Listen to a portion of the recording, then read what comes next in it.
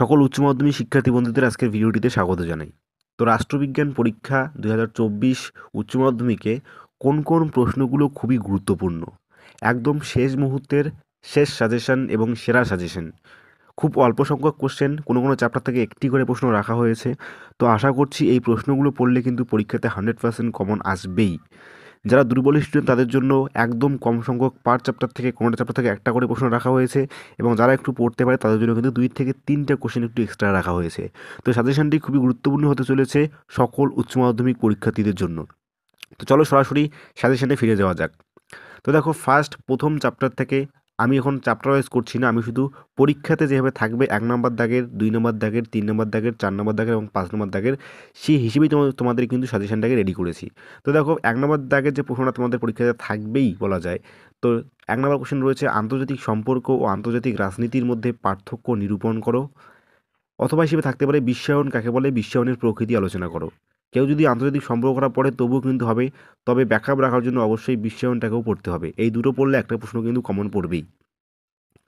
2 দাগের প্রশ্নের মধ্যে রয়েছে, মার্ক্সবাদের মূল সূত্রগুলি লেখো।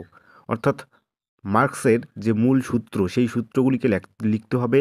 এটা কিন্তু এই চ্যাপ্টার থেকে একটাই রাখা হয়েছে, বা 2 দাগের প্রশ্নে কিন্তু এটা অলরেডি প্রায় কমন বলা চলে। আর একটা প্রশ্ন এখান থেকে দেখে রাখতে হবে, যারা একটু ভালো স্টুডেন্ট তারা দেখে রাখবে, সেটা হচ্ছে গান্ধীজির সত্যাগ্রহ সম্পর্কিত ধারণাটি।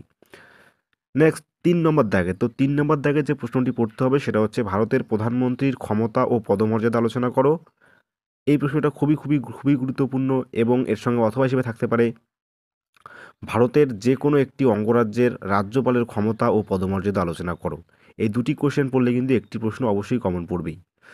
নেক্সট 4 নম্বর দাগে, তো 4 নম্বর দাগে থেকে কিন্তু এই দাগে একটাই প্রশ্ন রাখা হয়েছে যেটা খুবই গুরুত্বপূর্ণ একটা প্রশ্ন, সেটা হচ্ছে, ভারতীয় পার্লামেন্টে আইন প্রণয়নের পদ্ধতি আলোচনা করো।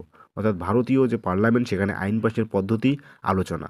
এটা কিন্তু খুবই গুরুত্বপূর্ণ। এটা কিন্তু আসার চান্স সব থেকে বেশি 4 নম্বর দাগে, অর্থাৎ এই প্রশ্নটি আসবেই বলা চলে। তো 1 নম্বর, 2 নম্বর, 3 নম্বর, 4 নম্বর, টোটাল 4 আসতে 32 নম্বর। এরপর 5 নম্বর দাগে যে প্রশ্নটি শুধুমাত্র একটা কোশ্চেনই খুবই গুরুত্বপূর্ণ হিসেবে রাখা হয়েছে, সেটা হচ্ছে, হাইকোর্টের গঠন। হাইকোর্টের গঠন ও কার্যাবলী আলোচনা করো। খুবই একটা গুরুত্বপূর্ণ প্রশ্ন, যে প্রশ্নটা কিন্তু অলরেডি পরীক্ষায় চলে এসেছে বলা যায়।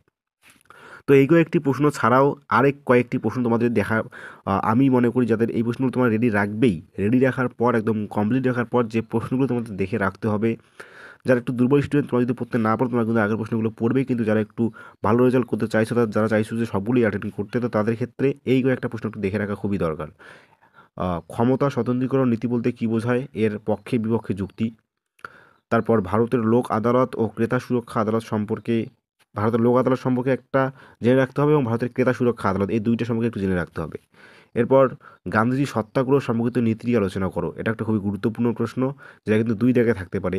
এবং 4 নম্বর একটা প্রশ্ন হচ্ছে, স্পিকারের ক্ষমতা, কার্যাবলী ও পদমর্যাদা আলোচনা করো। এই কয়েকটি কোশ্চেনও কিন্তু ওর সাথে সাথে দেখে রাখতে হবে। আশা করছি এই কয়েকটি প্রশ্ন পড়লে পরীক্ষাতে 100% কমন আসবেই। তোমাদের পরীক্ষা ভালো হোক এই কামনা রেখে আজকে ভিডিওটি এখানেই শেষ করছি। ভিডিও ভালো লাগলে লাইক করে দেবে এবং ভিডিওটাকে শেয়ার করে দেবে। ধন্যবাদ।